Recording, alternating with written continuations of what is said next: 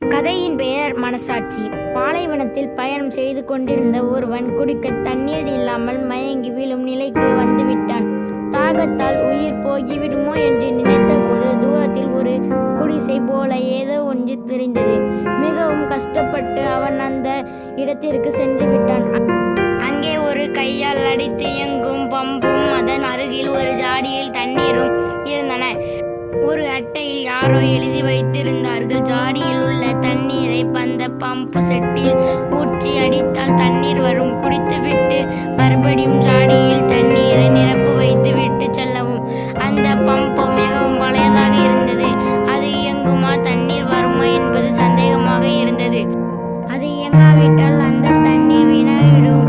அதற்கு பதிலாக அந்த தண்ணீரை குடித்துவிட்டால் தாகமும் தனியும் உயிர் பிழைப்பதற்கு உத்தரவாதமும் உள்ளது. அவன் யோசித்தான், தண்ணீரை குடித்து விடுவதே புத்திசாலித்தனம் என்று அறிவு கூறியது.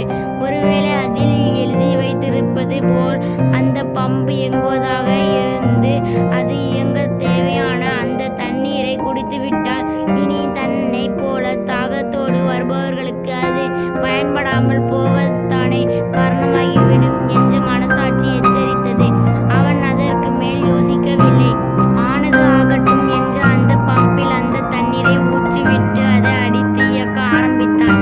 தண்ணீர் வர ஆரம்பித்தது. தாகம் தீர வேண்டிய அளவு தண்ணீர் குடித்துவிட்டு அந்த ஜாடியில் நீரை நிரப்பிவிட்டு செல்கையில் அவன் மனம் நிறைந்திருந்தது. நாம் அவசியமான காலத்தில் அனுபவிப்பதை அடுத்தவர்களுக்கும் அதே போல பயன்படும்படி விட்டு போக வேண்டும். எந்த நன்மையும் நன்மையுடன் நின்று விடலாகாது. நீதி. நேர்மறை எண்ணம் உங்களை வாழ வைக்கும், எதிர்மறை எண்ணம் உங்களை அழிக்கும்.